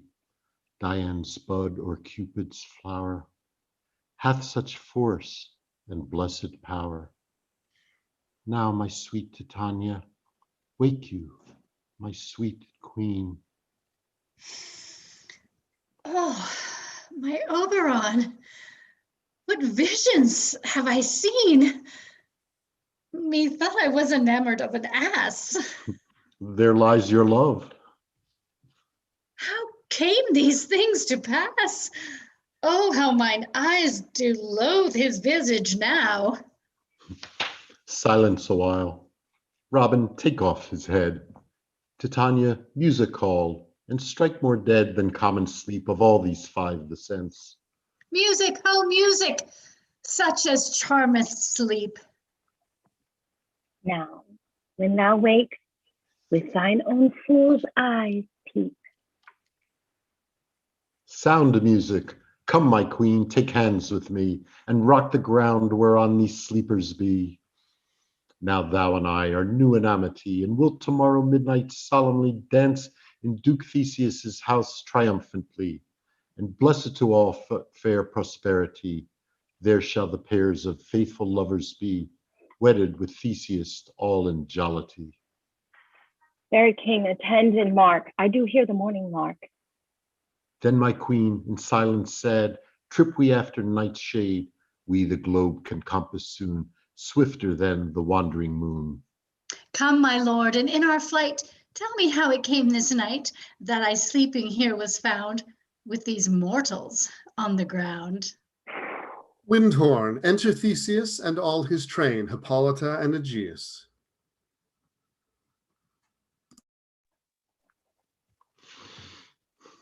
Go, one of you, find out the forester, for now our observation is performed. And since we have the voward of the day, my love shall hear the music of my hounds, uncouple in the western valley. Let them go, dispatch I say, and find the forester. We will, fair queen, up to the mountain's top and mark the musical confusion of hounds in echo and conjunction. I was with Hercules and Cadmus once when in a wood of Crete they bayed the bear with hounds of Sparta. Never did I hear such gallant chiding, for besides the groves, the skies, the fountains, every region near seemed all one mutual cry. I never heard so musical a discord, such sweet thunder. My hounds are bred out of the Spartan kind, so flued, so sanded, and their heads are hung with ears that sweep away the morning dew, crook-kneed and dewlapped like Thessalian bulls, slow in pursuit, but matched in mouth like bells, each under each. A crow, cry more tunable was never hallooed to, nor cheered with horn. In Crete, in Sparta, nor in Thessaly. Judge when you hear, but soft, what nymphs are these? My lord, this is my daughter here asleep, and this Lysander, this Demetrius is, this Helena, old Nader's Helena. I wonder of their being here together. No doubt they rose up early to observe the rite of May, and hearing our intent, came here in grace of our solemnity. But speak, Aegeus, is not this day that Hermia should give answer of her choice? It is, my lord. Go bid the huntsmen, wake them with their horns. Good morrow, friends, St. Valentine is past. Begin these woodbirds but to couple now. Pardon, my lord. I pray you all stand up. I know you two are rival enemies. How comes this gentle concord in the world, that hatred is so far from jealousy, to sleep by hate and fear no enmity? My lord, I shall reply amazedly, half sleep, half waking. But as yet, I swear I cannot truly say how I came here. But as I think, for truly would I speak, and now I do bethink me, so it is. I came with Hermia hither. Our intent was to be gone from Athens, where we might, without the peril of Athenian law. Enough, enough! My lord, you have enough. I beg the law upon his head. They would have stolen away. They would, Demetrius, thereby to have defeated you and me. You of your wife, and me of my consent that she should be your wife. My lord, fair Helen told me of their stealth, of this their purpose hither to this wood, and I in fury hither followed them, fair Helena in fancy following me. But my good lord, I wot not by what power, but by some power it is. My love to Hermia melted as the snow. Seems to me now as the remembrance of an idle god, which in my childhood I did dote upon. And all the faith, the virtue of my heart, the object and the pleasure of mine eye, is only Helena. To her, my lord, was I betrothed ere I saw Hermia. But like a sickness did I loathe this food. But as in health come to my natural taste, now I do wish it, love it, long for it, and will forevermore be true to it. Fair lovers, you are fortunately met. Of this discourse we more will hear anon. Aegeus, I will overbear your will, for in the temple by and by with us these couples shall eternally be knit. And for the morning now is something worn, our purposed hunting shall be set aside. Away with us to Athens, 3 and 3, we'll hold a feast in great solemnity. Come, Hippolyta. These things seem small and undistinguishable, like far-off mountains turn it into clouds. Methinks I see things with parted eye when everything seems double. So methinks. And I have found Demetrius like a jewel, mine own and not mine own. Are you sure that we are awake? It seems to me that yet we sleep, we dream. Do not you think the Duke was here and bid us follow him? Yea, and my father. And Hippolyta. And he did bid us follow to the temple. Why, then we are awake. Let's follow him. And by the way, let us recount our dreams. When my cue comes, call me. I will answer. My next is most fair Pyramus. Hey. Oh. Peter Quince. Flute. Bellows Mender. Snout the Tinker. Starveling. God's my life. Stolen hence and left me asleep. I have had a most rare vision. I have had a dream, past the wit of man to say what dream it was. Man is but an ass, if he go about to expound this dream. Methought I was... There is no man can tell what. Methought I was, and methought I had... But man is but a patched fool if he will offer to say what methought I had. The eye of man hath not heard. The ear of man hath not seen. Man's hand is not able to taste, his tongue to conceive, nor his heart to report what my dream was.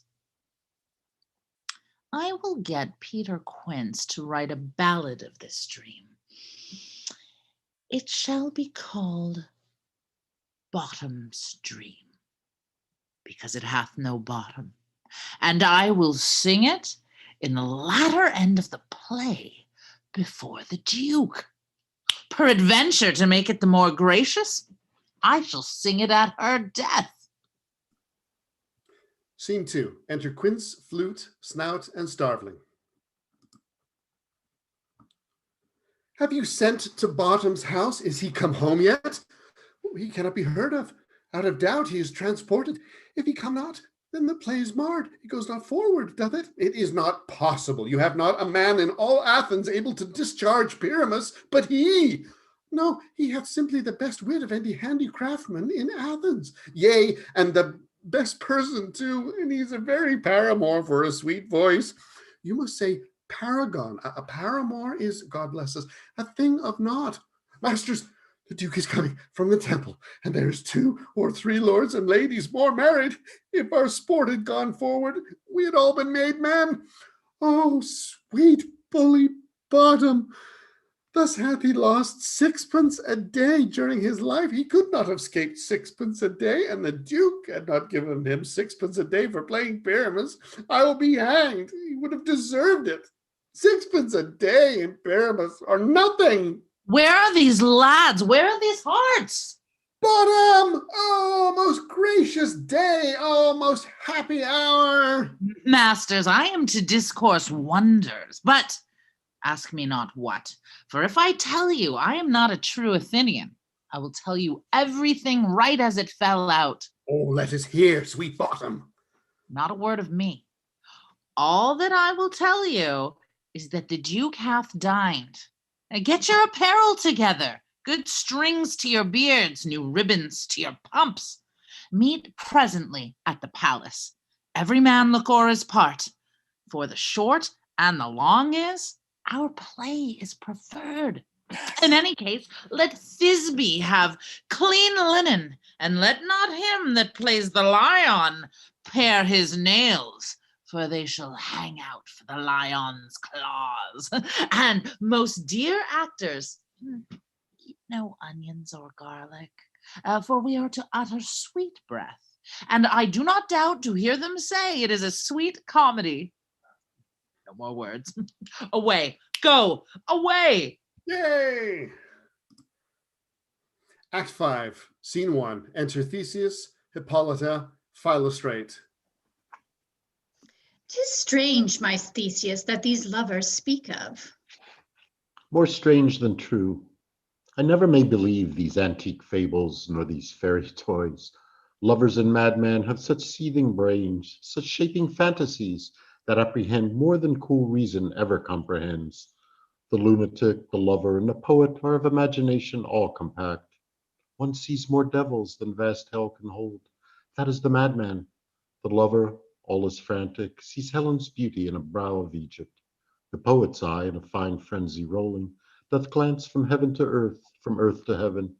And as imagination bodies forth the forms of things unknown, the poet's pen turns them to shapes and gives to airy nothing a local habitation and a name.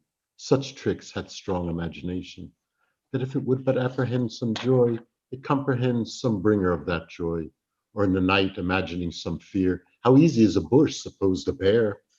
But all the story of the night told over, and all their minds transfigured so together, more witnesses than fancy images, and grows to something of great constancy. But howsoever strange and admirable. Here come the lovers, full of joy and mirth. Joy, gentle friends, joy and fresh days of love accompany your hearts. More than to us wait in your royal walks, your board, your bed. Come now, what masks, what dances shall we have to wear away this long age of 3 hours between our after supper and bedtime? Where's our usual manager of mirth? What revels are in hand? Is there no play to ease the anguish of the torturing hour? Call Philostrate. Here, mighty Theseus. Say, what abridgment have you for this evening? What mask? What music? How shall we beguile the lazy time, if not with some delight? There is a brief how many sports are ripe. Make choice of which your highness will see first. The battle with the Centaurs, to be sung by an Athenian eunuch to the harp. Well, none of that. That have I told my love and glory of my kinsman Hercules. The riot of the tipsy bacchanals, tearing the Thracian singer in their rage. That is an old device, and it was played when I from Thebes came last a conqueror.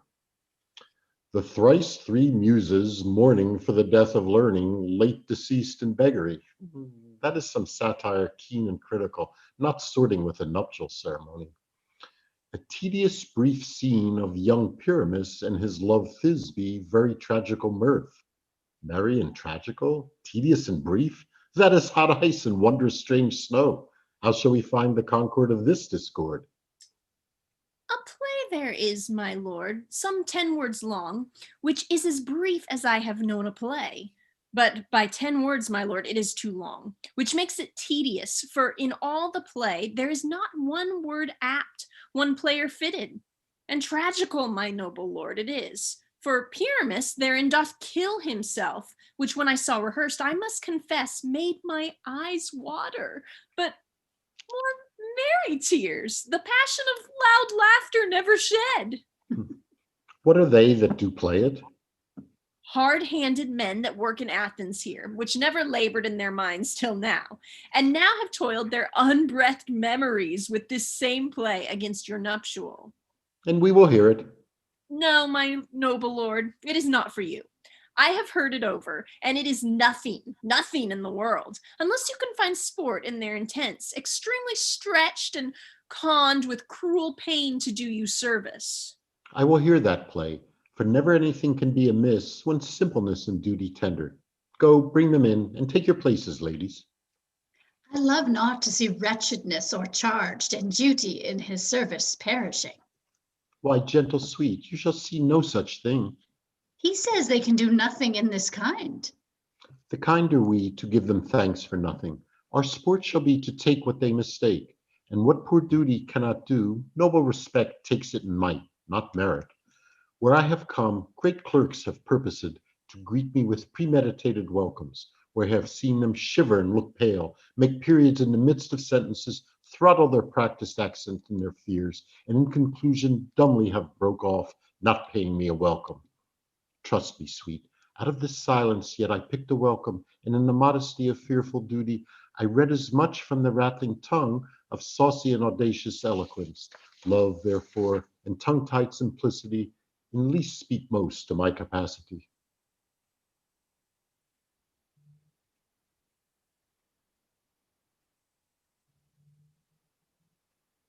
Let him approach. Your grace, the prologue is addressed. Let him approach. If we offend, it was with our good will. That you should think we come not to offend, but with good will. To show our simple skill, that is the true beginning of our end. Consider then, we come but in despite. We do not come as minding to content you, our true intent is. All for your delight, we are not here. That you should here repent you, the actors are at hand, and by their show you shall know all that you are like to know. This fellow doth not stand upon points. He hath rid his prologue like a rough colt. He knows not the stop. A good moral, my lord, it is not enough to speak, but to speak true. Indeed, he hath played on this prologue like a child on a recorder, a sound, but not in government. His speech was like a tangled chain, nothing impaired, but all disordered. Who's next? Gentles, perchance you wonder at this show, but wonder on till truth make all things plain. This man is Pyramus, if you would know. This beauteous lady is certain. This man with lime and rough cast doth present Wall, that vile wall, which let no man wonder. which poor souls they are content to whisper at, but which let no man wonder this man with lanthorn, dog, and bush of thorn presenteth moonshine. For if you will know, my moonshine did these lovers think no scorn to meet at Nina's tomb, there to woo. And this grisly beast, which Lion hight by name, the trusty Thisbe coming first by night, did scare away, or rather did affright. And as she fled, her mantle she did fall, which Lion vile with bloody mouth did stain. Anon comes Pyramus, sweet youth and tall, and finds his trusty Thisbe's mantle slain, whereat with bloody, blameful blade, he bravely broached his boiling bloody breast, and Thisbe, tarrying in mulberry shade, his dagger drew and died. For all the rest, let Lion, moonshine, wall, and lovers twain at large discourse, while here they do remain. I wonder if the lion be to speak. No wonder, my lord, one lion may when many asses do. In this same interlude it doth befall that I, one Snout by name, present a wall, and such a wall as I would have you think that had it in a crannied hole or chink, through which the lovers Pyramus and Thisbe did whisper often very secretly, This loam, this rough cast, and this stone does show that I am that same wall. The truth is so, and this, the cranny, is right and sinister, through which the fearful lovers are to whisper. Would you desire Lime and Hair to speak better? It is the wittiest partition that ever I heard discourse, my lord. Pyramus draws near the wall. Silence. Oh, grim-looked night! Oh, night with hue so black! Oh, night, whichever art when day is not! Oh, night! Oh, night! Alack, alack, alack! I fear my Thisbe's promise is forgot, and thou, O wall, O sweet, O lovely wall, that stand'st between her father's ground and mine, thou wall, O sweet and lovely wall, show me thy chink to blink through with mine eyne. Thanks, courteous wall. Jove shield thee well for this. But what see I? No Thisbe do I see. O wicked wall, through whom I see no bliss. Cursed be thy stones for thus deceiving me. The wall, methinks, being sensible, should curse again. No, in truth, sir, he should not. Deceiving me is Thisbe's cue. She is to enter now, and I am to spy her through the wall. You shall see it will fall pat as I told you. Yonder she comes. Wall, full often hast thou heard my moans for parting my fair Pyramus and me. My cherry lips have often kissed thy stones with lime and hair knit up on thee. I see a voice. Now will I to the chink to spy, and I can hear my Thisbe's face. My love, Thisbe, my love, thou art my love, I think. Think what thou wilt. I am thy lover's grace, and like Limander am I trusty still. And I, like Helen, till the fates me kill. Not Shaphalus to Procrus was so true. As Shaphalus to Procrus, I to you. Oh, kiss me through the hole of this vile wall. I kiss the wall's hole, not your lips at all. Wilt thou at Ninny's tomb meet me straightway?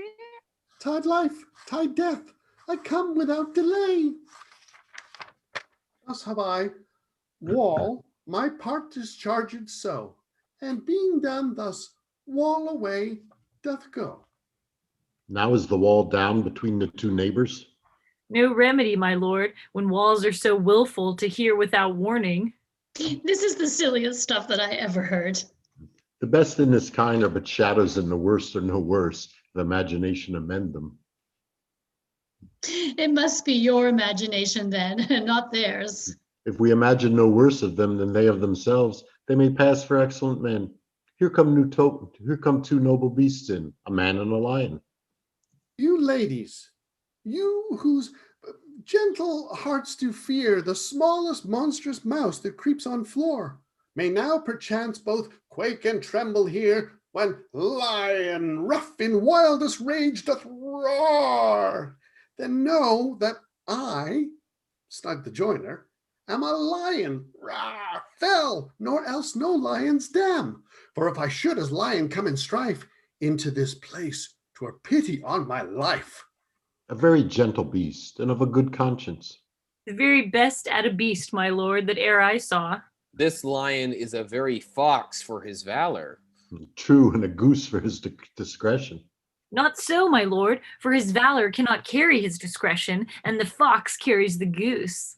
His discretion, I am sure, cannot carry his valor, so the goose carries not the fox. It is well. Leave it to his discretion, and let us listen to the moon. This lanthorn doth the horned moon present. He should have worn the horns on his head. He is no crescent, and his horns are invisible within the circumference. This lanthorn doth the horned moon present. Myself, the man in the moon, do seem to be. This is the greatest error of all the rest. The man should be put into the lanthorn. How else is it the man in the moon? He dares not come there for the candle, for you see, it is already in snuff. I am aweary of this moon. Would he would change. It appears by his small light of discretion that he is in the wane. But yet in courtesy, in all reason, we must stay the time. Proceed, moon. All that I have to say is to tell you that the lanthorn is the moon. I'm the man in the moon, this thorn bush my thorn bush, and this dog my dog. Why, all these should be in the lantern, for all these are in the moon. But silence, here comes Thisbe. This is old Minnie's tomb. Where is my love? Oh. Well roared lion. Well run, Thisbe. Well shone moon. Truly the moon shines with a good grace. Well moused lion. And then came Pyramus. And so the lion vanished. Sweet moon, I thank thee for thy sunny beams. I thank thee, moon, for shining now so bright. For by thy gracious, golden, glittering gleams, I trust to take of truest Thisbe's sight. But stay, oh spite! But mark, poor knight, what dreadful dole is here? Eyes, do you see? How can it be? Oh, dainty duck! Oh, dear, thy mantle good. What? Stained with blood? Approach, ye furies fell! Oh, fates, come, come! Cut, thread, and thrum, quail, crush, conclude, and quell! This passion and the death of a dear friend would go near to make a man look sad. Pursue my heart, but I pity the man. Oh, wherefore, nature, didst thou lion's frame, since lion vile hath here deflowered my dear, which is, which was the fairest dame that lived, that loved, that liked, that looked with tear. Come, tears, confound, out, sword, and wound the pap of Pyramus, I that left cap where heart doth hop. Thus die I, thus. Now I am dead, now I am fled, my soul is in the sky. Come, lose thy light, moon, take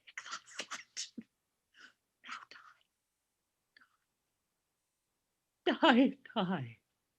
Now die. No die, but an ace for him, for he is but one. Less than an ace, man, for he is dead. He is nothing. With the help of a surgeon, he might yet recover and yet prove an ass. How chance moonshine is gone before Thisbe comes back and finds her lover? She will find him by starlight. Here she comes, and her passion ends the play. Methinks she should not use a long one for such a Pyramus. I hope she will be brief. A moat will turn the balance, which Pyramus, which Thisbe is the better. He for a man, God warrant us, she for a woman, God bless us. She hath spied him already with those sweet eyes. And thus she means vitally say.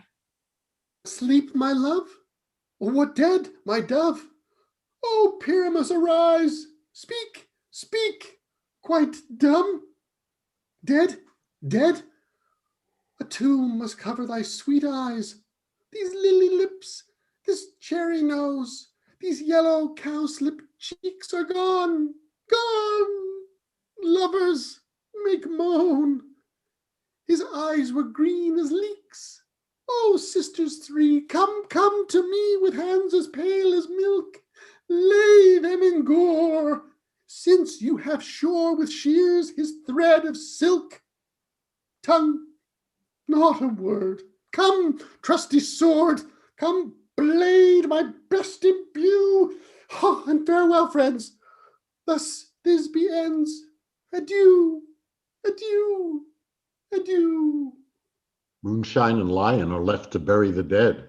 I and Wall too. No, I assure you the wall is down that parted their fathers. Will it please you to see the epilogue? To hear a burgomask dance between two of our company? No epilogue, I pray you. For your play needs no excuse, never excuse. For when the players are all dead, there need none to be blamed. Marry, if that he that writ it had played Pyramus and hanged himself in Thisbe's garter, it would have been a fine tragedy. And so it is truly and very notably discharged. But come, your burgomask, let your epilogue alone. The iron tongue of midnight hath told 12. Lovers, to bed. 'Tis almost fairy time. I fear we shall asleep the coming morn, as much as we this night have overwatched. This palpable gross play hath well beguiled the heavy gait of night. Sweet friends, to bed. A fortnight hold we this solemnity in nightly revels and nude jollity. Now the hungry lion roars, and the wolf behowls the moon, whilst the heavy plowman snores, with weary task fordone. Now the wasted brands do glow, whilst the screech owl screeching loud puts the rest that lies in woe in remembrance of a shroud. Now it is the time of night that the graves all gaping wide, everyone lets forth his sprite, and the churchway past to glide. And we fairies that do run by the triple Hecate's team, from the presence of the sun, following darkness like a dream. Now our frolic, not a mouse, shall disturb the hallowed house. I am sent with broom before to sweep the dust behind the door.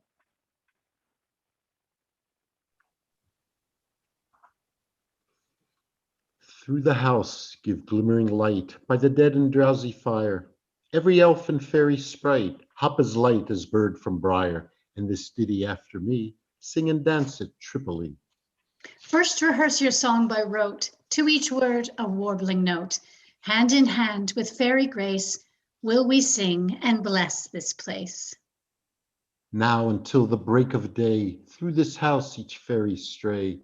To the best bride bed will we, which by us shall blessed be, and the issue there create ever shall be fortunate. So shall all the couples three ever true and loving be, and the blots of nature's hand shall not in their issue stand. Never mole, hair lip nor scar, nor mark prodigious, such as are, despised in nativity, shall upon their children be. With his field do consecrate, every fairy take his gate, and each several chamber bless, through this palace with sweet peace, and the owner of it blessed, ever shall in safety rest. Trip away, make no stay, meet me all by break of day. If we shadows have offended, think but this, and all is mended. That you have but slumbered here while these visions did appear, And this week in idle theme, no more yielding but a dream. Gentles, do not reprehend. If you pardon, we will mend. And as I am an honest Puck, if we have unearned luck, now to escape the serpent's tongue, we will make amends ere long, else the Puck a liar called. So good night unto you all. Give me your hand if we be friends, and Robin shall restore amends.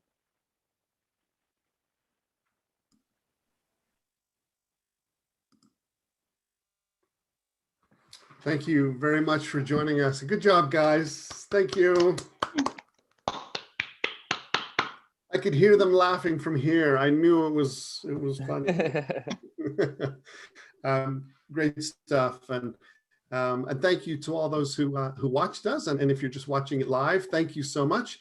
And if you're watching it on a replay, again, thank you so much. And we look forward to seeing you very, very soon. I think with Timon of Athens is our next play. So until then, thank you guys. Great stuff. Have a good night. Thank you. Good night, guys. Good night. job. Good night. Bye.